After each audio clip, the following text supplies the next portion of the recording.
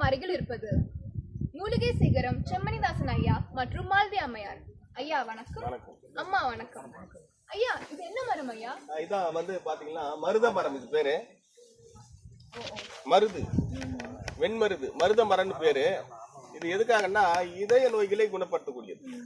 ஓ, இதய பிரச்சனை எதா இருந்தாலும் குணப்படுத்த முடியுமா? ஆமா, ஹார்ட் சம்பந்தப்பட்ட நோய்களை குணமாக்கக்கூடியது. என்ன எது மாதிரி யூஸ் பண்றாங்க? இது எப்படி? இது வந்துட்டு பாத்தியா நம்ம கஷாயமா போட்டு குடிக்கலாம். எதா கஷாயமா போடலாம்? இந்த பட்டைய இது எங்க இருக்கு பாருங்க. ஆமா, இதோ இருக்கு. இத பாருங்க, எடுத்து காட்டுறேன் பட்டை. இந்த பட்டைய இந்த மருந்து பட்டை இதை வச்சிருக்கு பாத்தீங்களா? இந்த பட்டையை கஷாயமா போட்டு குடிக்கும்போது இதயம் சார்ந்த பிரச்சனை, அதிக துடிப்பு, கம்மியான துடிப்பு, வாழ்வு சுருக்கம், இதயத்துல வந்து எந்த பிரச்சனையா இருந்தாலும் குணப்படுத்தக்கூடிய ஆற்றல் படைத்தது. அது வந்து ஆயுர்வேதிகளை அர்ஜுனா அரிஸ்டன் கொடுக்குறாங்க பாருங்க. அது இதில் பண்றது தான். இதை வந்து அது பண்றது தான். இது வந்து இதயத்துக்கு ரொம்ப சிறப்பான மருந்து. இதை வந்துட்டு பார்த்தீங்கன்னா தொடர்ந்து சாப்பிட்டு வரும்போது இதை கொதிக்க வச்சிங்கன்னா தண்ணியில் போட்டு கொதிக்க வைக்கும்போது கொஞ்சம் ரெட் கலராக மாறும்.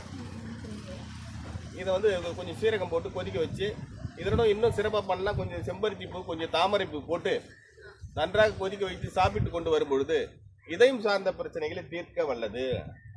இதால மற்ற குணங்கள் இருக்கா? இருக்குது பாருங்க. பச்சை சாப்பிடக்கூடிய தான் அந்த பட்டை. நிறைய பேர் பயப்படுவாங்க பாருங்க.